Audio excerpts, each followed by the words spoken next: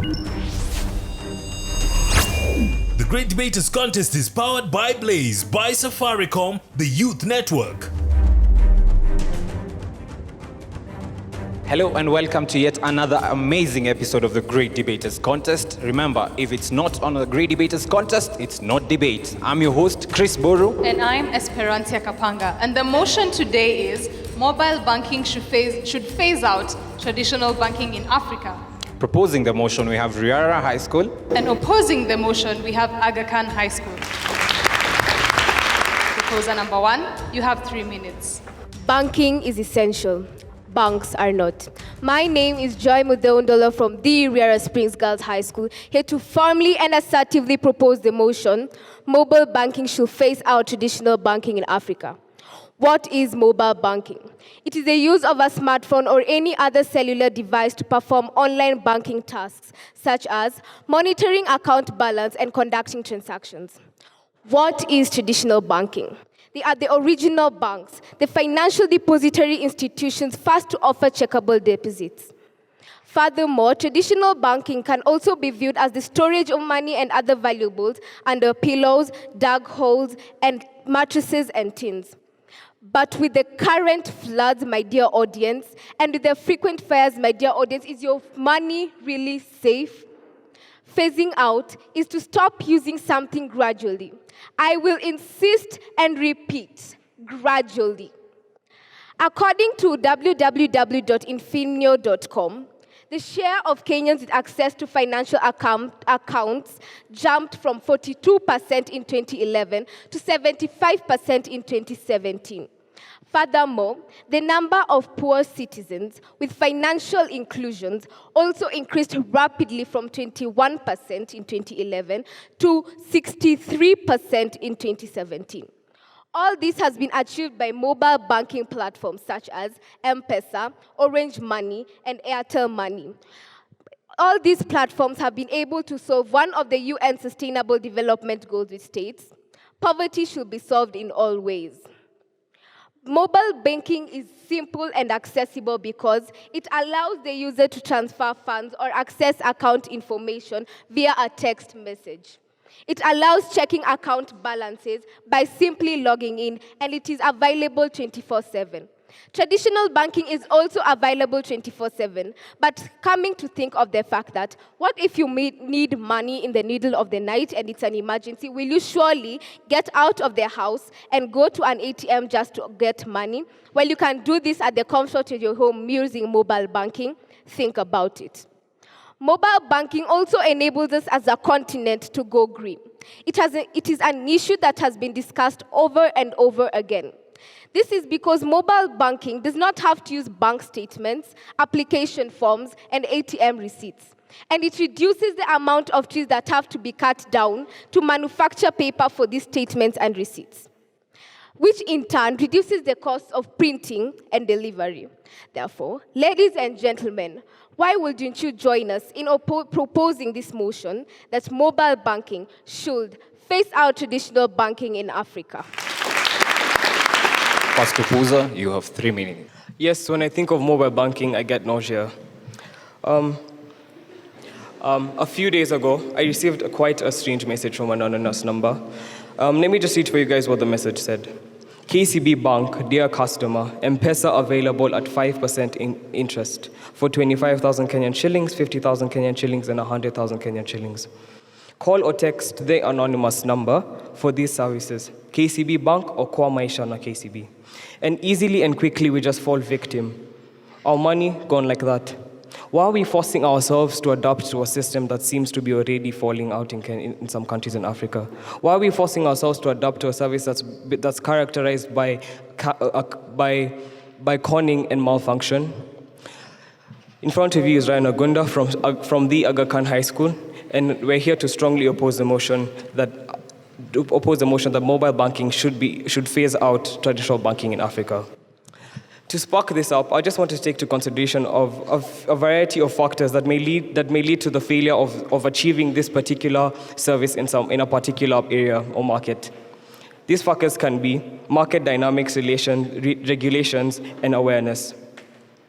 For instance, in South Africa, Vodacom introduced M-Pesa in 2010, but 8 years down the line, do we have this service? No, we don't. Why?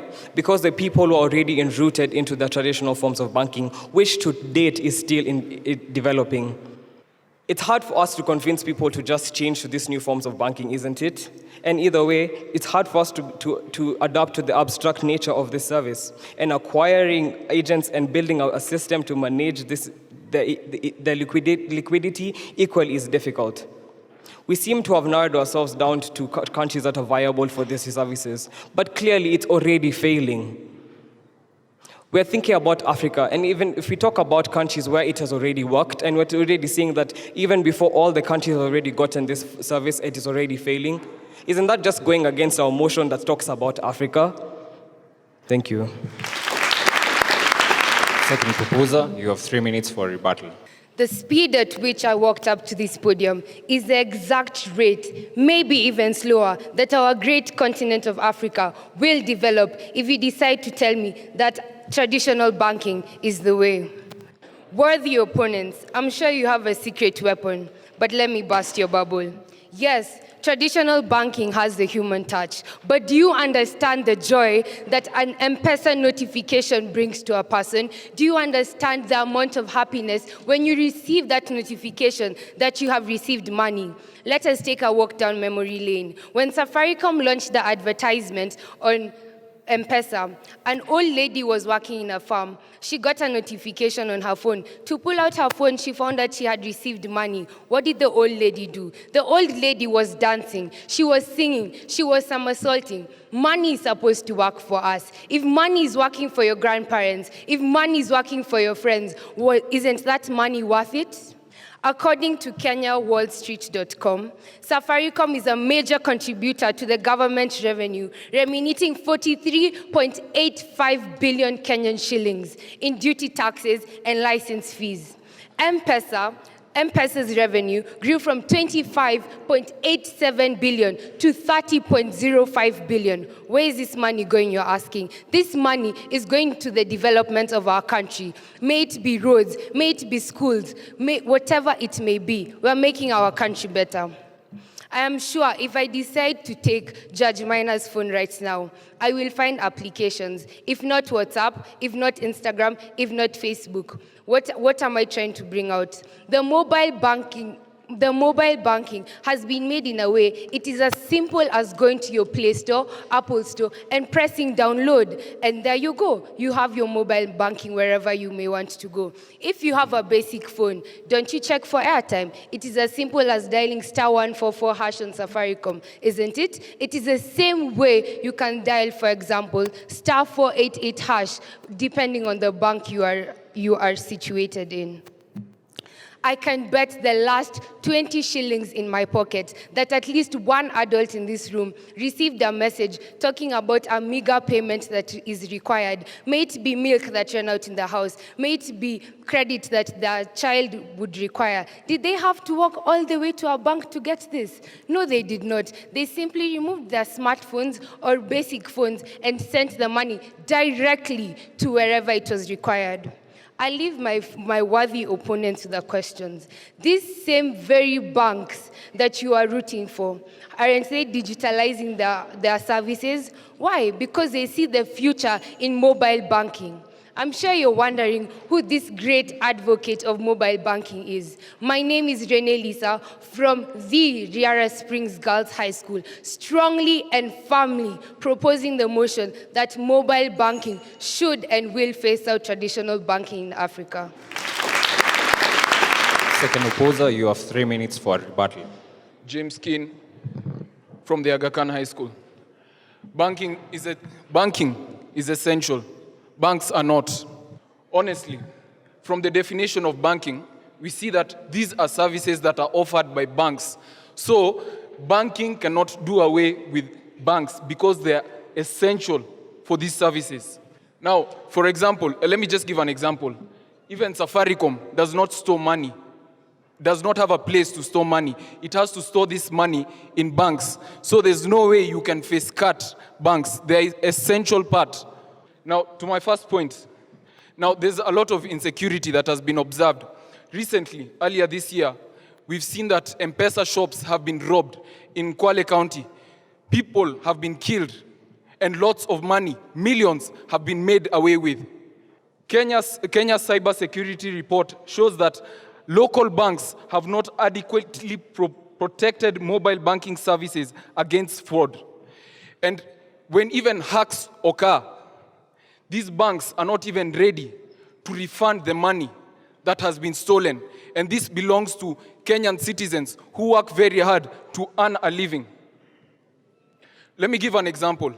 The other day, over 1 million shillings was lost by Pesalink, an interbank transfer system for money. And KCB's bank said that they would only refund 10% of this money.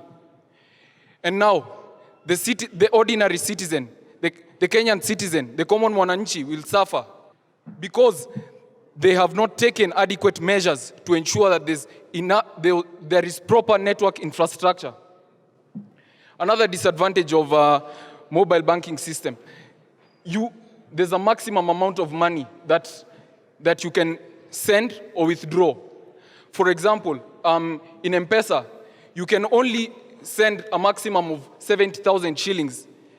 And let's say you can send 70,000 shillings now, then later you send 70,000.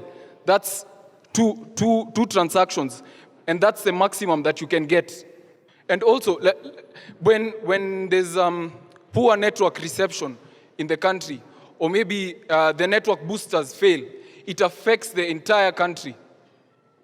It affects the entire country. Either if you're using Safaricom, if you're using Airtel Money, it will affect you. But when you go to traditional banks, you'll find that this rarely occurs. You'll find that maybe one is down and another one is functioning.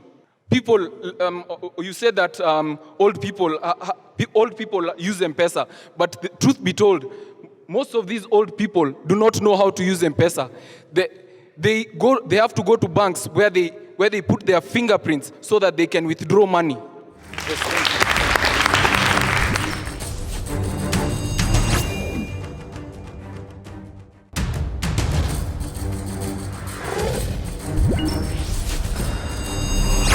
For the question session, the proposers have been asked that, aren't they suggesting that if we're going to have mobile banking, bankers who are working in the traditional banking system are going to be put out of work?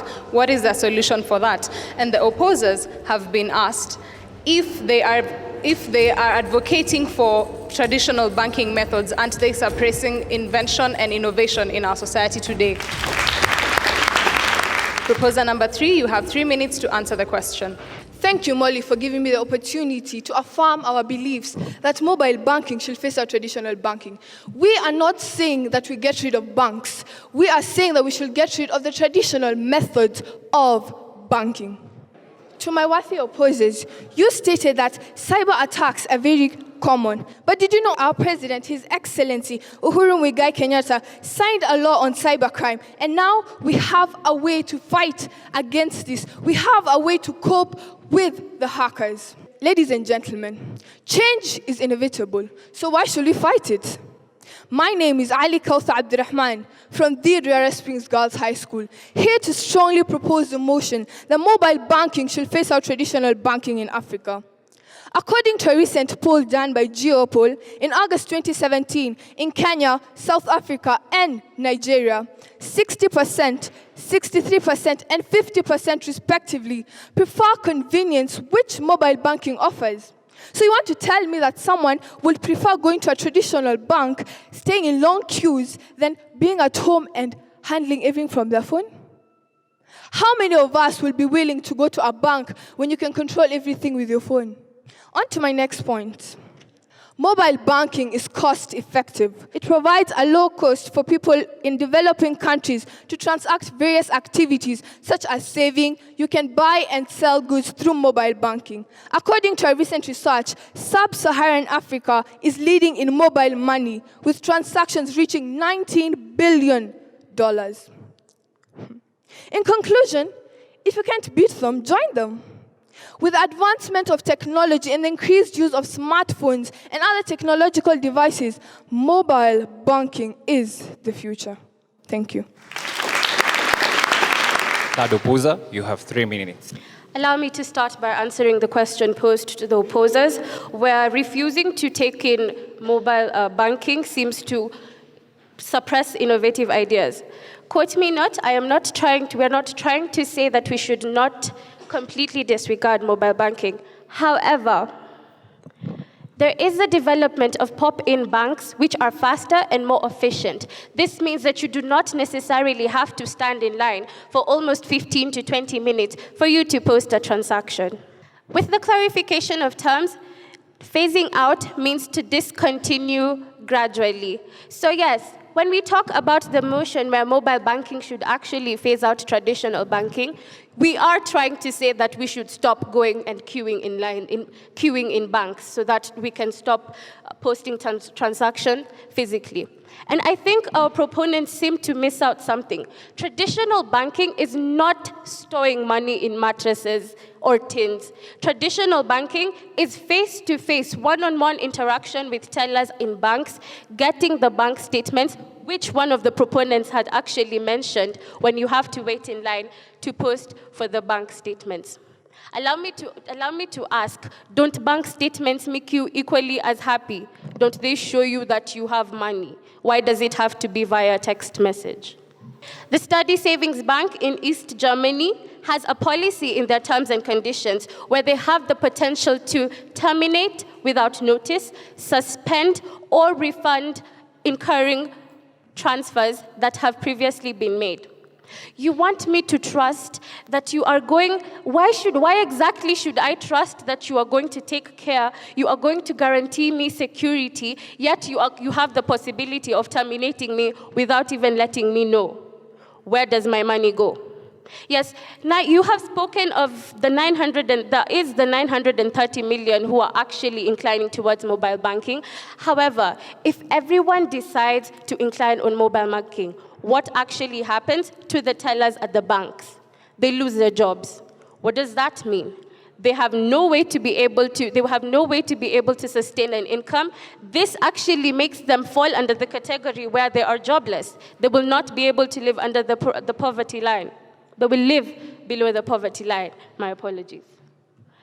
Bianca Nicole from the Aga Khan High School, Nairobi, strongly opposing the motion that mobile banking should phase out traditional banking. Recently, Vodafone shut down M-Pesa in Albania as of July 14, 2017. This was made as an internal decision. If a second world country such as Albania won't be able to fully adapt to such a service, what assurance do we have that it will be fully compatible? And as already stated, isn't it already failing in some parts of Africa? Thank you.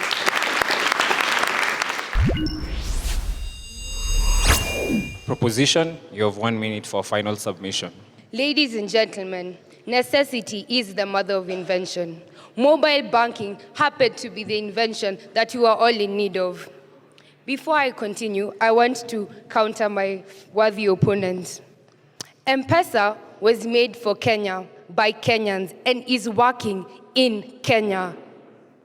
Secondly, the money that you're putting into mobile banking is still being handled by those same very banks. For example, if you have your money in Barclays Bank, you simply download Barclays Bank application. You do not have to look for a different bank.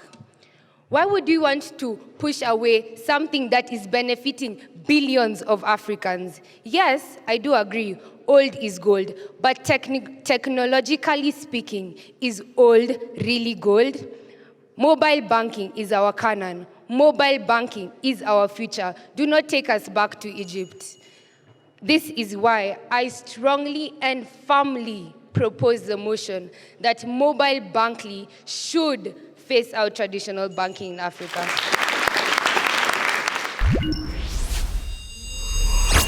Position, you have 1 minute for final submission. Mobile banking should phase out traditional banking in Africa. Why should I suppress my ideas to just Kenya simply because M-Pesa is working in Kenya? You continuously spoke and told us about how all you need is actually a smartphone and an app. 26% of the total population in Kenya have the ability to access the smartphones. What happens to the other 74% of the population? It makes absolutely no sense. The challenge of banks isn't becoming digital. It is providing value that is perceived to be in line with the cost. Better yet, providing values that consumers are comfortable paying for. So as much as you will speak about the technological era, yes, it is the 21st century, kindly remind yourselves that despite every technological term every technological invention that is carried out right now, they all have to have a background. And that background is walking to a bank.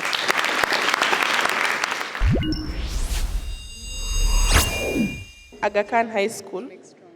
Ryan Agunda, I like the fact that you brought the issue of conning as a disadvantage to mobile banking. James Keane, you say that banks are essential to mobile banking. So your point is we don't want to remove banks, we just don't like mobile banking.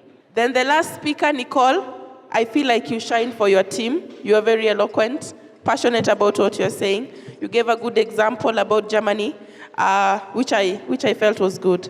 On the other side, Riara Spring, John Mudeu defined the motion nicely.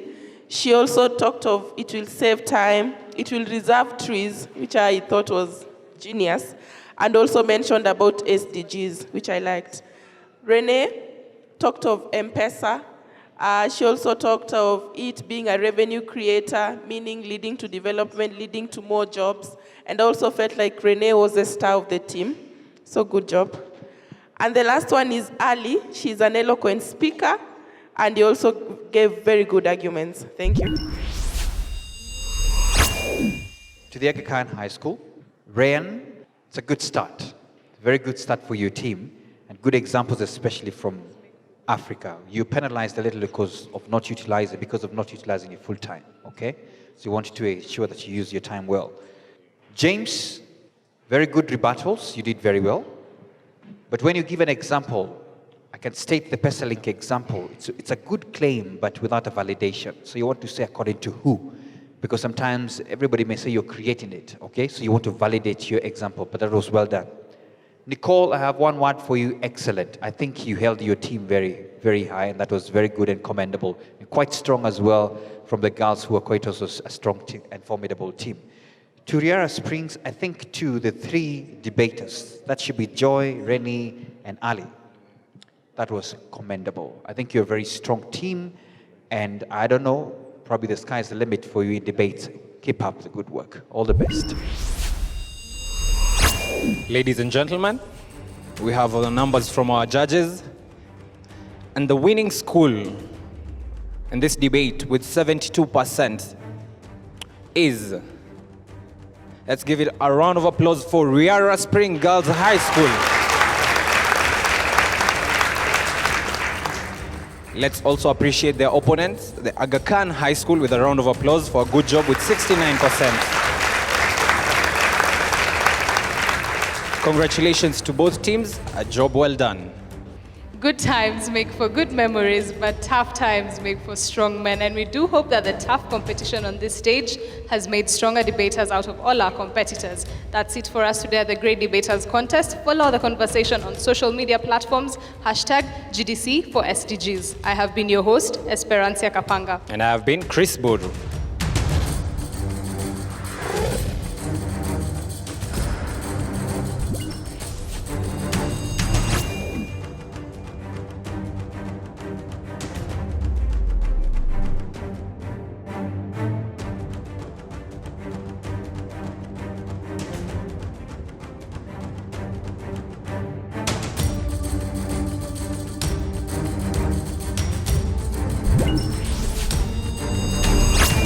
The Great Debaters Contest is powered by Blaze, by Safaricom, the Youth Network.